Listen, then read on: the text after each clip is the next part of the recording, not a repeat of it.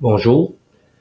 Alors, aujourd'hui, nous allons parler de la santé et les trois intelligences. Il s'agit du billet numéro 10 sur santécorazon.québec. Alors, nous avons trois tissus, trois intelligences différentes. Aujourd'hui, ce sera le tissu ectodermique. Nous allons montrer sa progression de la santé jusqu'à l'état de cancer, mais des moyens de prévenir en allant chercher des informations en physique, en polarité et en médecine ayurvédique. Nous avons donc trois intelligences, celle du cœur, celle du cerveau et celle du corps.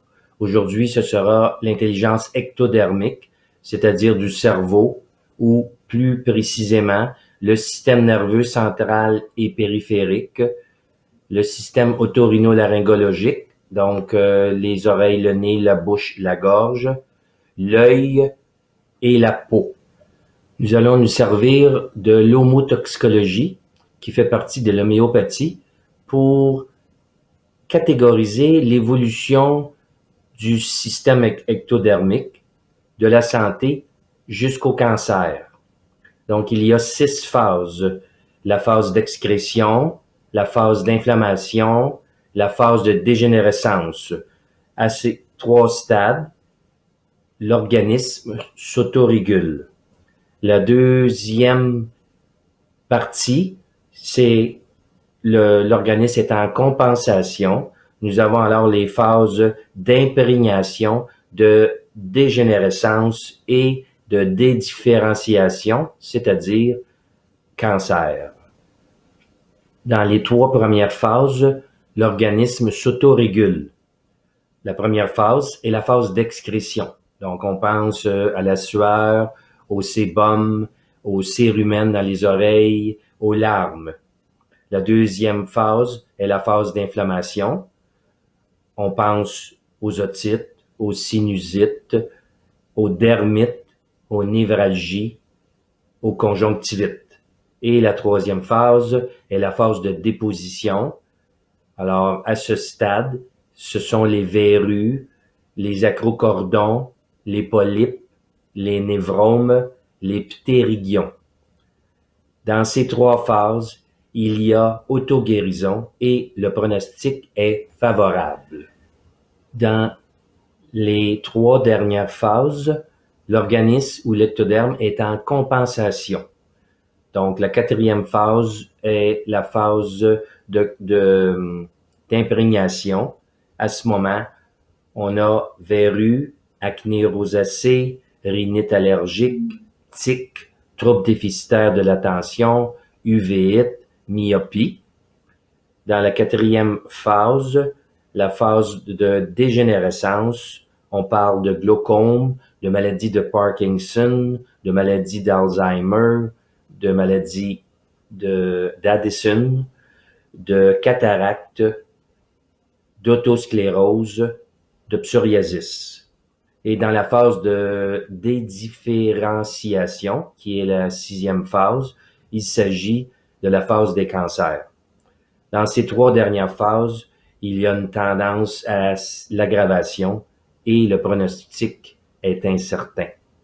Vous avez compris qu'un cancer ne survient pas subitement dans un ciel clair.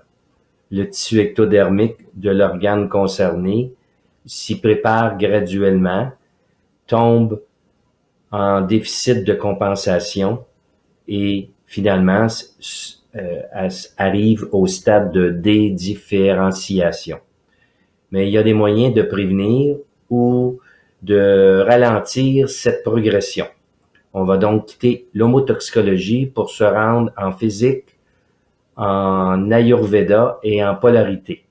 Commençons par la science physique. Le physicien quantique Amit Goswami a écrit un livre qu'il a appelé Le médecin quantique. Dans ce livre, il parle de la forme et la forme peut se présenter de 5 manières différentes. Solide, liquide, gaz, plasma et finalement vide ou néant. En polarité, on parle de la terre, de l'eau, de l'air, du feu et de l'éther, ce qui équivaut aux 5 formes, aux 5 manifestations de la forme d'Amit Goswami. Dans la médecine ayurvédique, on parle de 3 doshas ou constitutions. La constitution Vata, la constitution Pitta et la constitution Kapha.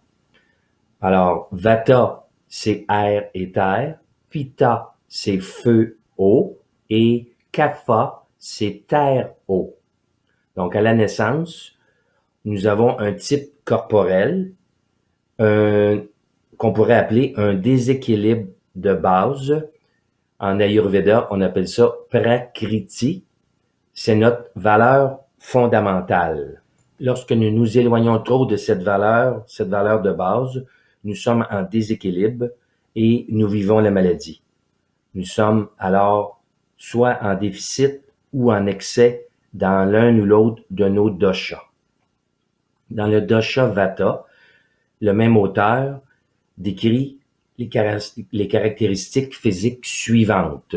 Grand, élancé, mince, peau et cheveux secs, petits yeux, dentition irrégulière, appétit variable, peu endurant, sommeil léger, craintif, anxieux, dans la lune, changeant.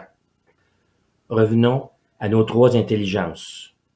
Ici, c'était l'intelligence ectodermique qui était prépondérante dans le dosha Vata. Si on revient au billet numéro 5 sur les profils d'apprentissage d'Irène Durand-Lot, neuropédagogue, on se souvient de l'analytique auditif, qualifié de A, et du pragmatique méthodique, qualifié de B. Donc, ces 2 profils ont une prépondérance du cerveau gauche. Ils sont cartésiens dans la cause et l'effet, le temps, la quantité. Le A, cependant, est plus conceptuel et abstrait, et le B est plus pratique et concret. Mais les 2 sont les 2 pôles du bâton de force de la raison qu'on a vu dans le billet numéro 7. Le 3e profil d'apprentissage qui est de nature ectodermique est le visuo-imaginatif. Celui-là, il a une prépondérance du cerveau droit. Il est donc dans le mode analogique, dans l'espace, dans la qualité. Si on se réfère au billet numéro 7, il est le pôle supérieur du bâton de force de l'intuition. Pour se terminer ce billet, mentionnons qu'en physique, il y a 3 sortes d'ondes. L'onde transversale, l'onde longitudinale et l'onde torsionnelle. L'onde du tissu ectodermique et l'onde transversale. C'est par elle que nous avons accès à la lumière, la sérénité, le mindfulness, le contact avec l'infini, et elle est une des 2 portes pour rejoindre le mésoderme ou le cœur. Avec toutes ces informations, vous voyez que nous avons des immenses possibilités pour maîtriser notre santé. À suivre dans d'autres billets pour le tissu mésodermique et le tissu endodermique. Réfléchissons, méditons et partageons la santé Corazon.Québec.